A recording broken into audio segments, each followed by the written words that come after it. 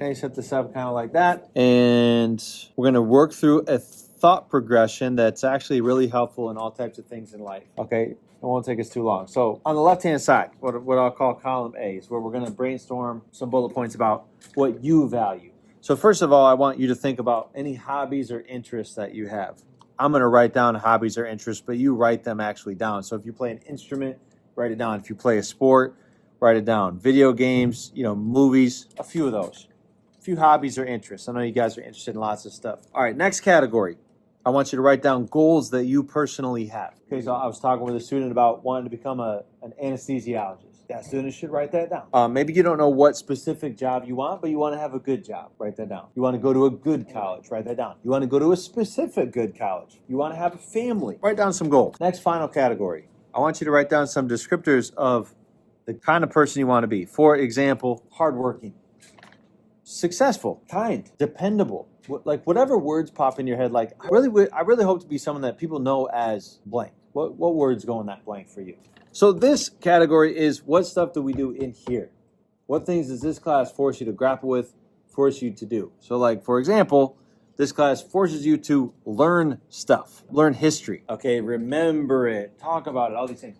What other stuff do we do a lot in this class? We write a ton. You've all written thousands of words of writing, and it's been historical writing, which is hard writing. So you've done some hard writing work. What else do we do often? Okay, I'm gonna call it self-directed learning because it's like, there's not a teacher babysitting you. There's not, it's you driving yourself. I'll also put in there time management, because if you're doing your homework consistently, then you're having to deal with time management. You're having to figure out where and when to do that. Okay, what else?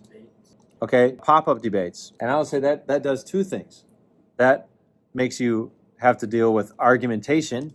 How do you argue well? That also forces you to work on your public speaking. That one's kind of a twofer. What else? There's one other thing that I think is important that came up in a previous hour. Has this class made any of you have to deal with failure and process through failure?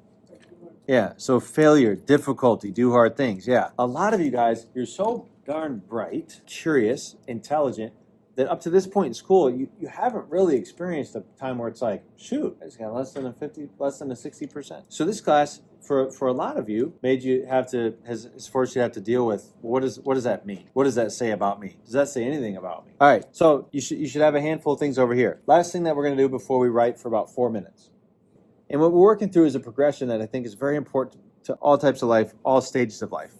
So I want you to draw a line between anything in A that you see is connected to anything in B. And it's just got to be true to you. So if you're like, pop-up debates totally connect to this goal, and you draw a line. Learning to deal with failure connects to this personal attribute, you draw that line. Okay, whatever you see, take 10 seconds, just draw some lines. You got at least a line or two? At least? Okay. So last thing, and the answer to this last hour is kind of sad, but we'll just see.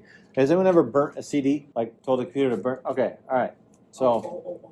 two of you. Okay. All right. So, back in the day when we all were listening to CDs, it was really sweet when you could make a computer like burn a CD, take MP3s, burn it onto a CD, and now you got this like custom CD. One way to think about writing is it's kind of like burning a CD in your brain. It's creating tracks in your brain that you can listen to again. And what we're about to write about is just really, really helpful when we find ourselves becoming unfocused or losing the clarity that we once had about why the heck do I work so hard in this class every single day? Same old thing every single day. Got to write and think about doggone history and learn new stuff, and I got to figure out this writing is going to help. So for 4 minutes, you're going to respond to one or both of these prompts.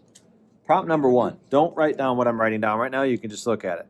Prompt number 1 is just blank is connected to blank because, and you can just freely write about that. So it's basically just describing one of your lines. You can write about prompt number 2 for the whole time if you want, or prompt number 1 for the whole time, or you can write about prompt number 2. So prompt number 2 is just B, something from this category, could be important to my life because you pick one or both of those prompts, and I want you to freely write. Turn the editor off and freely write stream of consciousness for about 4 minutes. Go ahead.